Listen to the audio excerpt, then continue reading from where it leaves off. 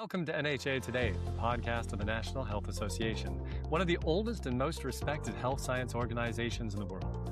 I'm your host, Dr. Stephan Esser, physician, lifestyle medicine advocate, and a fourth-generation plant-based eater with the NHA quite literally in my blood. Each week, we bring you real science, honest conversations, and practical tools to help you become the CEO of your own health. Let's get into it. All right, welcome to the NHA Today podcast. Today, I'm thrilled to host Chuck Carroll, himself an amazing host of the Physicians Committee podcast, The Popular Exam Room, and also known widely as the weight loss champion, a name given to him by some NFL players in the past, in recognition of his absolutely amazing transformation of his own personal life. A strong advocate for plant-based nutrition and just a cornucopia of knowledge. I'm excited to have Chuck Carroll. Chuck, welcome to the show. Thanks for having me, Dr. Esser. Glad to be here, man. A cornucopia of knowledge. I don't know about all that, but I will bring as much as I've got for you. How about that? I love it. Let's start with something that's really important to me, and that is, what is your favorite breakfast this month? So we're actually at an interesting part in my life right now where I'm just kind of reintroducing food after a pretty substantial surgery, man. But I'm excited. Just to be able to eat regular food again. So I have gone back to my Southern roots and have really been enjoying grits, just old-fashioned grits. Just you put a bit simple. Yeah, man. I love it. The We'll ground take it. corn I like and the it. boiling water with a little bit of pepper on there, and you're good to go. No problem. I don't do the salt and butter so much anymore. So just a little bit of pepper, and if I'm feeling like spicy, I'll throw some, a little bit of garlic and turmeric in there, which is like kind of like the anti-Southern recipe, but whatever. It tastes pretty good, so I do it anyway. Getting a little savory there. I like it. A So, little bit. what is your least favorite vegetable that you still eat? Onion. You don't even have. Oh, that I still eat? So you still eat just because you know it's good for you. Yeah, no, onions, I can't bring myself to eat no matter what. So onions are just not my thing. So I avoid those things like the plague. But ones that I don't like, but I still eat, like Because you know it's good for you. I don't know. I really like, this is such a sellout answer. Like, I like all vegetables. I'm not a huge fan of cooked carrots, but I will still There you eat go. them because it's good for me. So that would be one. It's either that or jicama, which has no flavor. It's just there. There you go. I neither like nor dislike it. But cooked carrots are pretty high up there on the dislike, but will still get eaten scale. Well, because the reality is a lot of our viewers, right, are going to say, well, I really don't like blank and I don't like blank. And that's fine if it's just one thing, let's say. But some people begin to get like more and more, I don't like this, I don't like this, I don't want that, et cetera, right? And then before you know it, all of these amazing vegetables have been minimized down to some iceberg lettuce and a little bit of a tomato or something, right? And then we're missing out, right? Yeah. We're missing out. Back in the day, that was me, but now I really love all the flavors that they bring. And then obviously, you can do so much with the spices in the kitchen to bring out the flavor anyway. But I don't know. Are you a cooked carrot guy? Because like I love raw carrots and hummus. Like that's one of my favorite snacks of all time. But once you cook the carrot, the flavor, the profile shifts so dramatically. Yes, it does. It's just, I grew up eating so many cooked carrots that I think I'm kind of maxed out on the cooked carrot piece, but I still eat them because I know I should. But Yeah. yes. yeah. Oh my gosh. So the top 4 reasons that you stick with a plant-based diet are? Oof, top 4. 4 All right. reasons. So this is a profile kind of interview. All right. Top 4 reasons I stick with the plant-based diet. Number 1, first and foremost, risk reduction. It's still not lost on me the fact that cancer and heart disease and Alzheimer's, they all run in my family. And I really don't have any interest in either 3 of those things. I would rather eat whole raw onion than deal with any one of those things, to tell you the truth. I would eat an onion like an apple if it meant not getting Alzheimer's. I would eat an onion like an apple every day. Every day. We're going to get you some Every sweet day. Vidalias.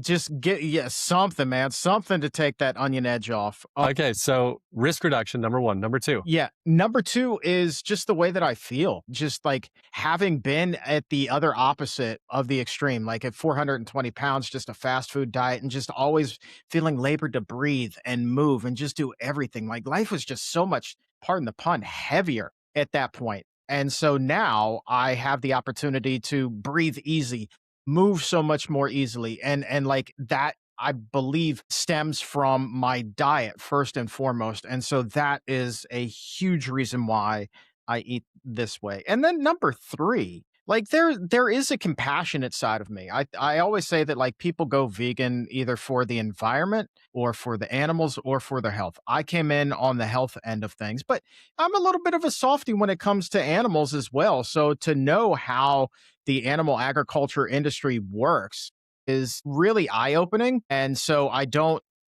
do that. Uh, I don't want to support that industry whatsoever. And then fourth, I just like the taste.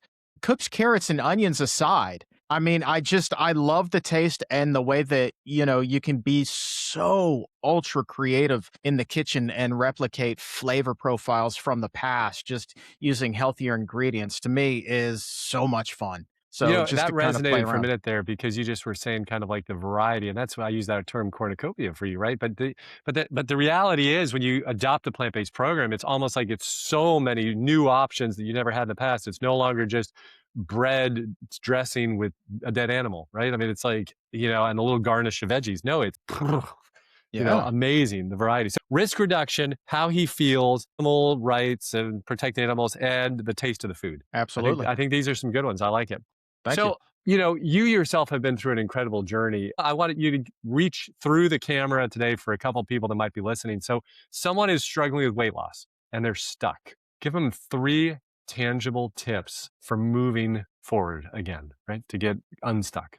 Three tangible tips. So number one is kind of the hardest. And I only throw this challenge out because I've been in this person's shoes. And you have to have a conversation with yourself in the mirror and say, have I honestly tried everything? What am I doing that might still be kind of sabotaging my efforts here? I would say that, in my estimation, just as a patient, not the doctor, but just as a patient, 95% of people can still get the scale moving in the direction that they want without any sort of additional intervention other than diet and lifestyle. So, number one, look in the mirror and ask yourself, have you honestly given it your all? And that means like making those hard choices of, you know, not rewarding yourself at the end of a bad day with a treat, whether that be a milkshake or a slice of cake or a whole pizza or a cheesesteak, whatever, your particular vice is. You have to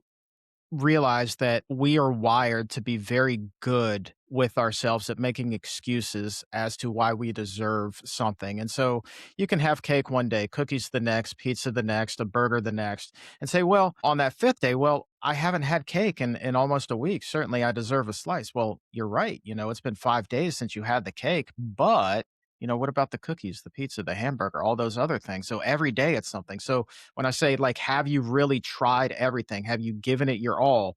9 times out of 10, that answer is gonna be a no, and that's a hard conversation because you never wanna say that you've sold yourself short, but I'm sure that you've worked with people, Dr. Esser, who, have had that kind of epiphany where there's, like, little moments of sabotage every single day that we do to ourselves with our diet, right? Like, that's a real struggle point for a lot of people. Well, I think just fascinating what you just said there, because that self-awareness, that willingness to look in the mirror and say, am I really doing as well as I'm saying I'm going to do? Right. And we live in a culture right now where it's very popular to just talk about affirmations, which are so important as a way to kind of facilitate self-belief and motivation, et cetera. But sometimes it's not just about the motivation or the affirmation, right? We also need the kick in the backside, right? And the hard awareness of like, no, you didn't do your best today. And that's okay because you have tomorrow.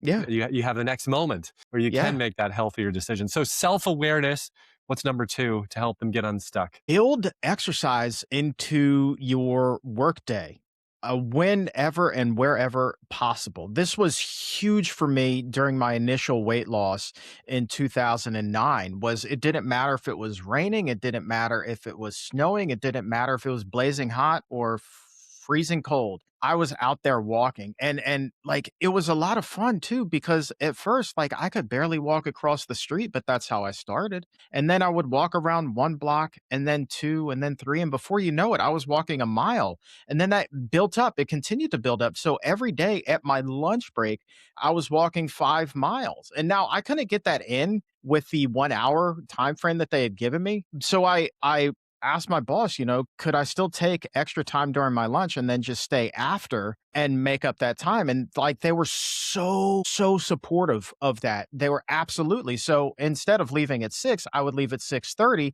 No big deal. Even gave traffic a little bit of time to thin out, miss a little bit of the rush hour, which was wonderful. And oh, by the way, now that I'm tired at the end of a long workday, I didn't have to go to the gym. Why? Because I had already put in that time earlier in the day. And then I would just eat lunch after my walk at my desk as I returned to, performing my job. And I loved that routine. And I think that a lot of people would be surprised at how receptive their company could be to your efforts to be healthy. So, number two would definitely be build it into your workday. And that could be walking the stairs. It could be just walking around the parking lot, whatever the case may be. Just move during the day so that you don't have to drag yourself to the gym if you're not a real gym rat. And that's okay if you're not. Not all of us are. So just build that movement into your day and you'll find a lot of success. What I like about what you're saying is that I hear you saying, I mean, you're taking this little moment in the middle of the day, and essentially you're saying this matters. This is something that's important to me.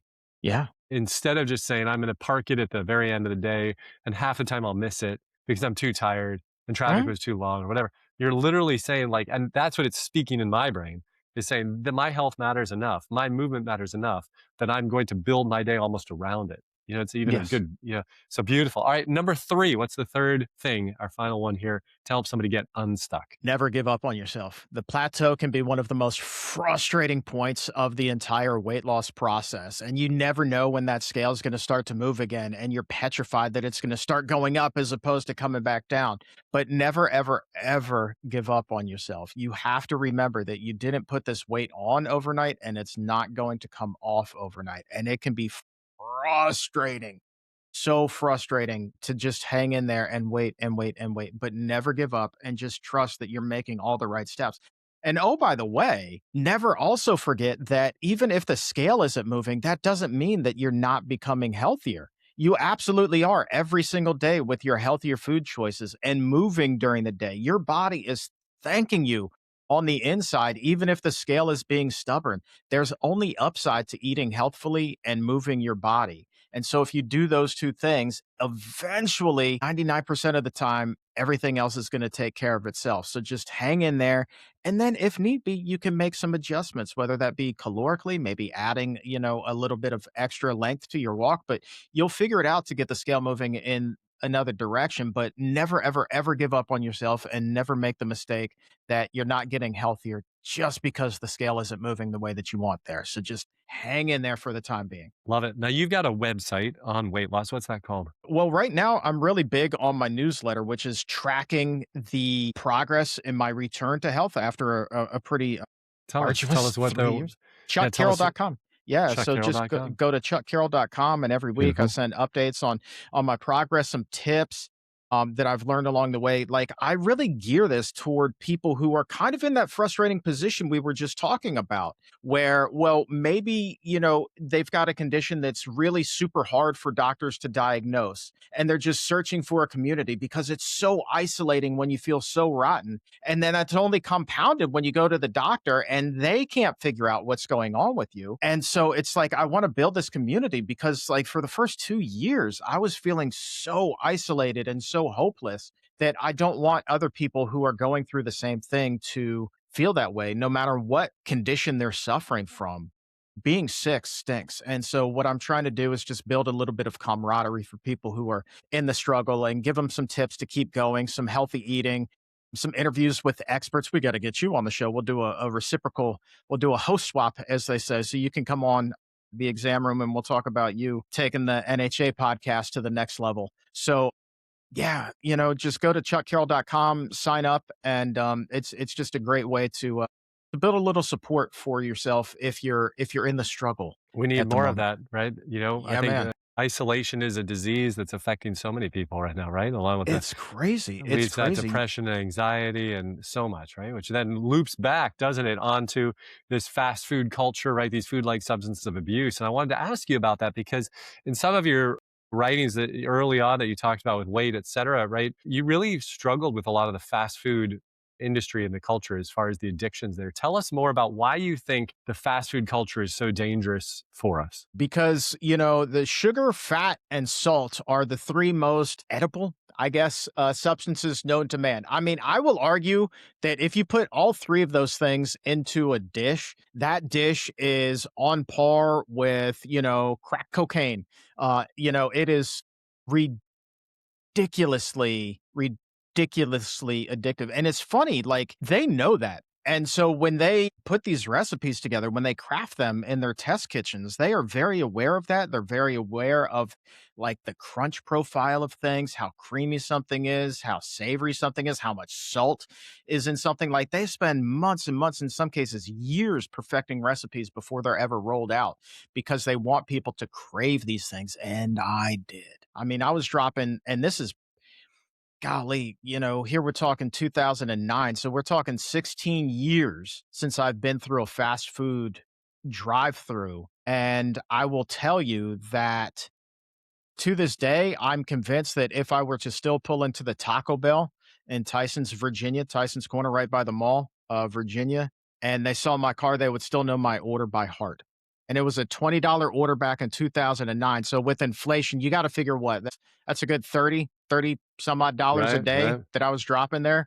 And it was close to 5,000 calories, over 10,000 milligrams of sodium, and 200 grams of fat. So it's like your boy was on the heart attack superhighway, and Taco Bell was all too happy to push the accelerator for me, man. Right. I mean, it's interesting you said that. I read an article recently, like about Doritos, that somebody suggested it took, 2 years and 100 food chemists to produce just the right crunch, just the right flavor. This whole bliss point of, almost like Hmm. a sexual release in the brain. And I think for me, that really sways me away from those heavily processed foods because I recognize they're not true foods, but rather food-like substances of abuse. Right.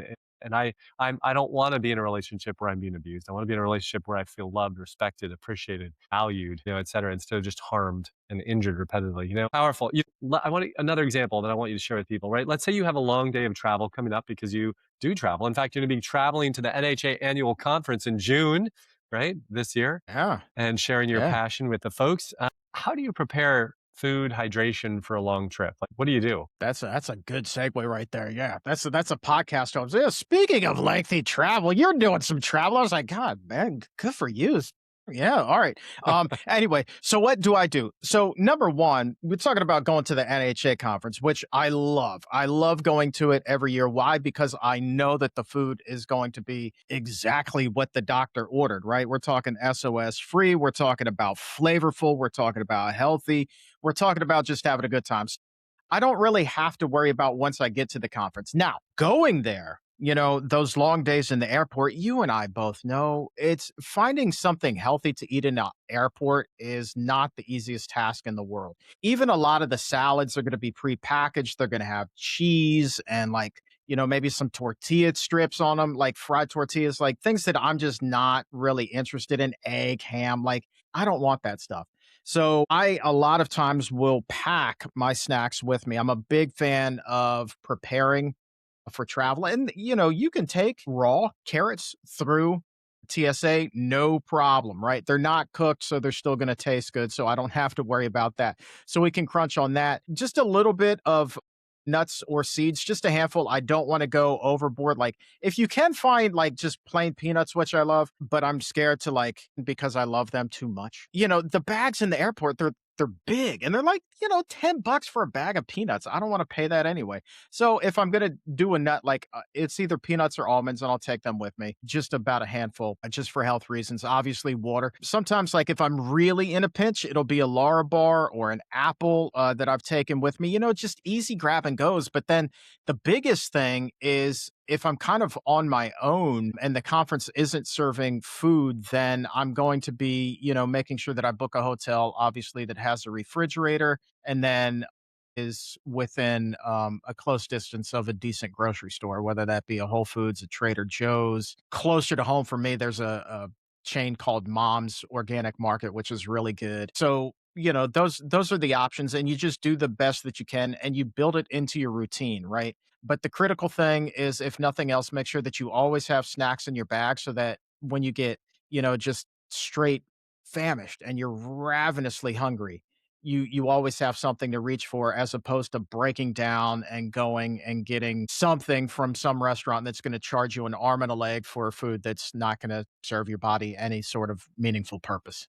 Again, a couple things you just said there. You planned, you prepared, you thought ahead, you were forward thinking, you prioritized your goals, et cetera.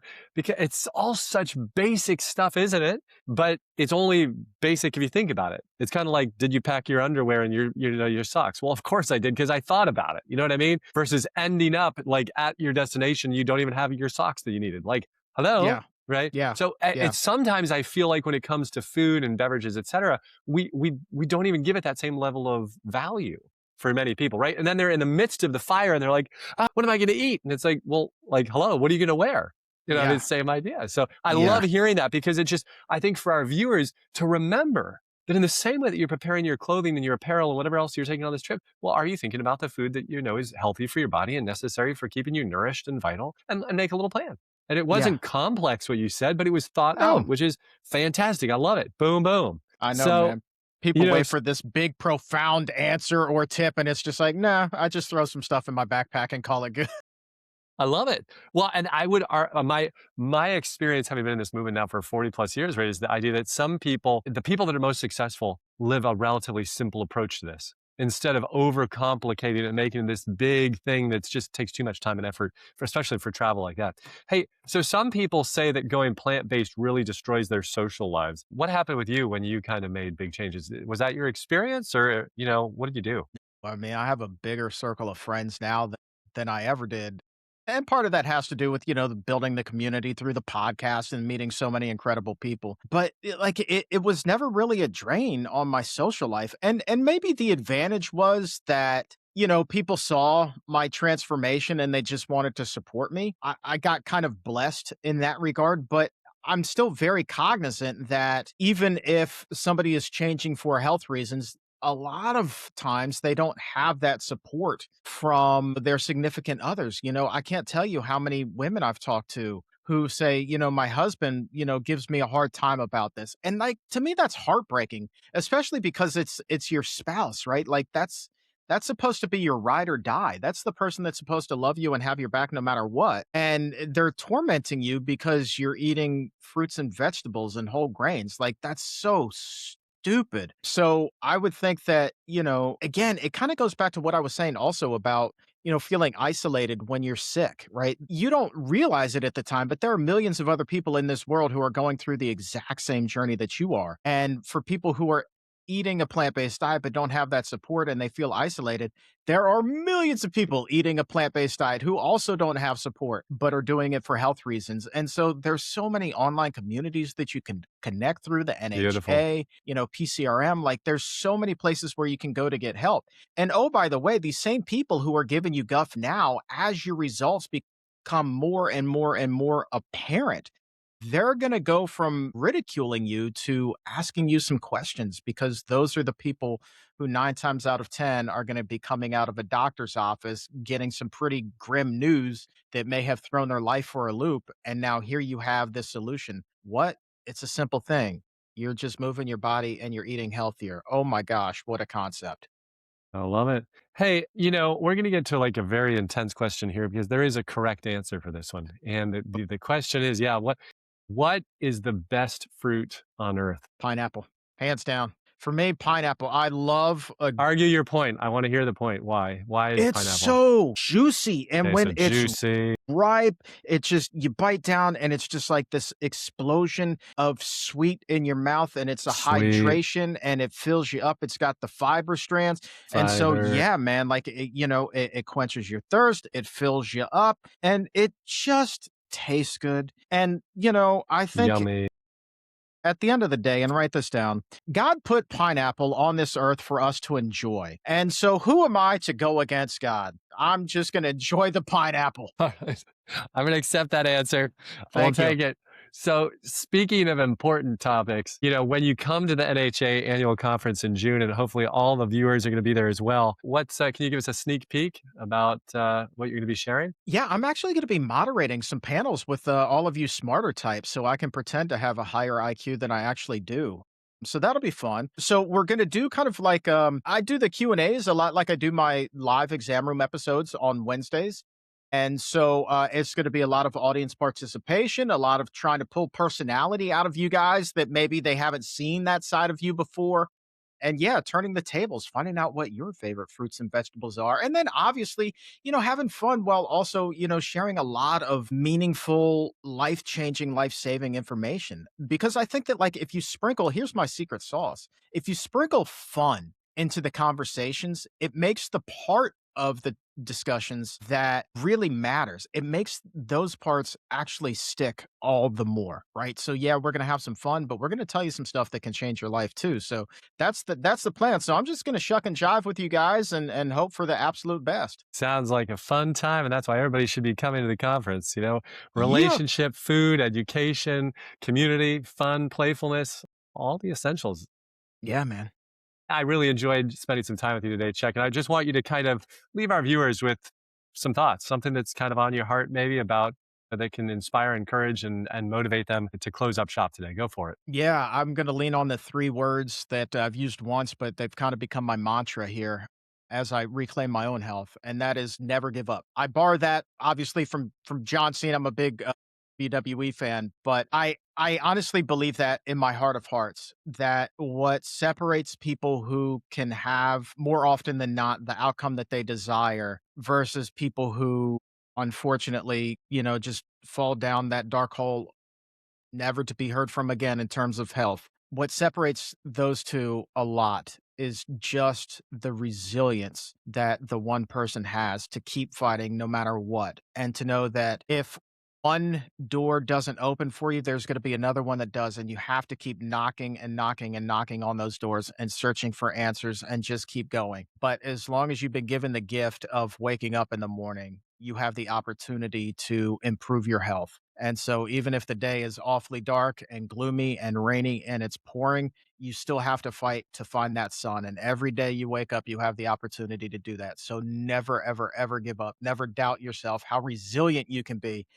And if nothing else, just remember that your body wants to be healthy. Your body will fight by you side by side, 100% the entire way. Cornucopia of goodness, as I said at the beginning. Always great to have you Holla. on, Chuck. Thanks for joining us today and for the inspiration. And look forward to seeing you at the annual conference. Appreciate you, my friend. I will see you there. Thanks for joining me on NHA Today. If today's conversation inspired you, I want to personally invite you to join us at the NHA Annual Conference, where you'll hear from incredible speakers, including many of the guests you've been meeting right here on this podcast. It's one of the most meaningful weekends of the year for anyone serious about their health. Get all the details and register at healthscience.org. You can also follow me on social media at Esser Health and find NHA Today on YouTube, Spotify, Apple Podcasts, and wherever you listen.